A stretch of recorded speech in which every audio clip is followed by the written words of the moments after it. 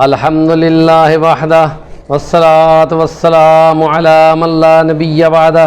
اما بعد اعوذ باللہ من الشیطان الرجیم بسم اللہ الرحمن الرحیم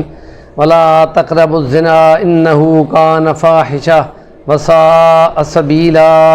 صدق اللہ العظیم رب اشرح لی صدری ویسر لی امری واحلل عقدۃ من لسانی یفقہوا قولی۔ کبیر گناہوں کے تذکرے میں زنا کی لواطت اور وطی ان گناہوں بڑے جنسی گناہوں پر ہم پہنچے ہوئے تھے، اور آج کا چھٹا ولاگ ہے۔ اس سے پہلے 5 ولاگ ہم کر چکے ہیں، جس نے سمجھنا ہو سب کو دیکھ لیں،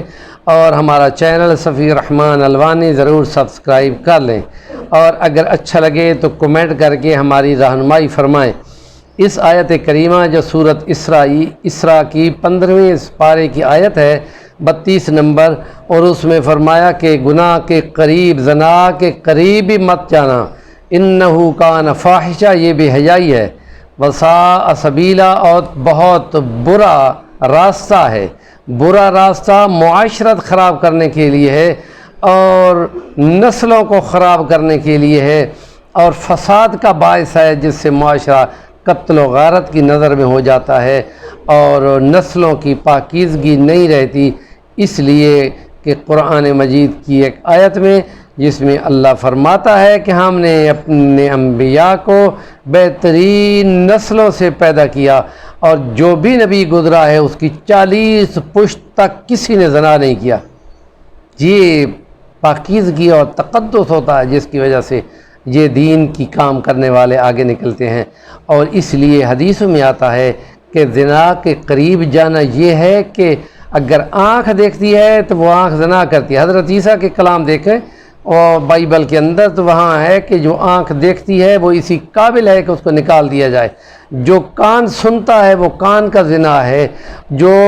ہاتھ چلتے ہیں یا پیر چلتے ہیں وہ زنا کی طرف جاتے ہیں، وہ زنا کرتے ہیں۔ اور جنسی اعضاء نسل اگر وہ اس میں ملوث ہو جائیں تو زنا کا عمل مکمل ہو جاتا ہے۔ اور حدیث کا ہی مفہوم ہے کہ جس وقت مومن زنا پر ہوتا ہے تو وہ مومن نہیں ہوتا، ایمان اس کا اس سے باہر ہو چکا ہوتا ہے۔ اس لیے کہا گیا ہے کہ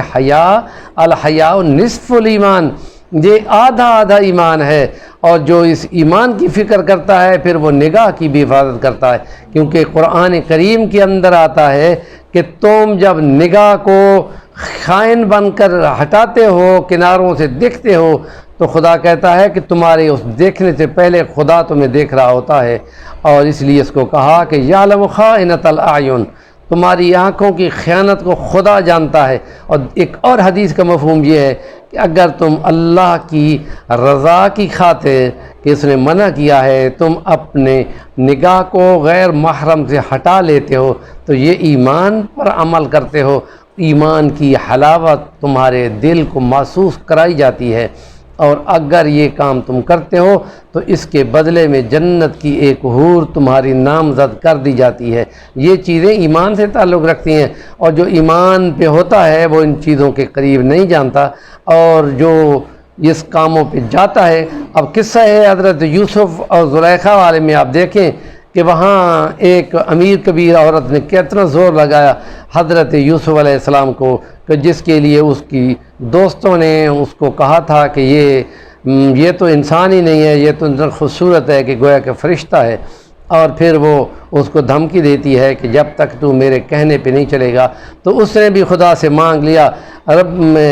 اے خدا مجھے جیل میں بھیج دے، وہ مصیبتیں میں برداشت کر لوں گا، یہ ایمان کے خلاف کا یہ تقاضا پورا نہیں کروں گا۔ حدیثوں میں آتا ہے کہ جو شخص اس وقت کے کوئی امیر کبیر خوبصورت عورت اس کو زنا کی دعوت دے، اور اس وقت وہ یہ کہہ دے کہ میں اللہ سے ڈرتا ہوں، قیامت کے دن جو 7 لوگوں کو اللہ کا خصوصی عرش کا سایہ نصیب ہوگا، ان میں وہ نوجوان بھی ہوگا جو اللہ کی رضا کے لیے زنا سے بچ جاتا ہے۔ یہ کوئی چھوٹا موٹا کام نہیں ہے، یہ بہت بڑا ایمان کا تقاضا ہے۔ آپ دیکھیں بنو عباس کا دور ہے، بنو امیہ کے بعد بنو عباس کا دور ہے، اور بنو عباس کے دور میں ایک شہزادہ، عباسی شہزادہ اپنی بیوی سے پیار کرنے لگتا ہے، تو وہ بیوی کسی بات پہ غصے میں ہوتی ہے تو وہ اس کو کہتی ہے دور ہو جا مجھ سے ہے جہنمی، تو وہ کہتا ہے اگر میں جہنمی تو تم کو طلاق،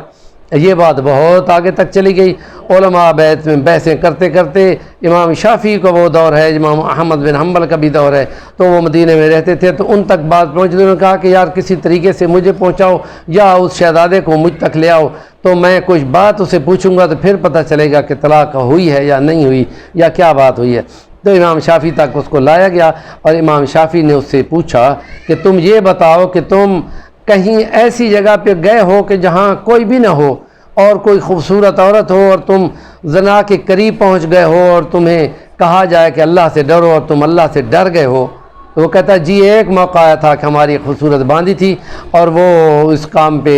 یہ جب میرا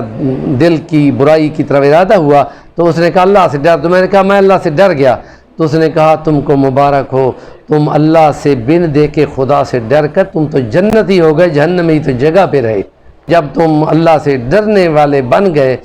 تو تم کو جنت کی بشارت ہے، تو جو سورۃ رحمان میں بھی فرما دیا، تو اس لیے فرمایا تم جہنمی نہیں، تم تو جنتی ہو، تم کو مبارک ہو۔ تو یہ واقعات معمولی نہیں ہیں، اس لیے ہم کہتے ہیں کہ ان واقعات کو جب سنو تو آگے بیان کرو تاکہ اس کی موٹیویشن ہو اور اس کے اثرات آئیں۔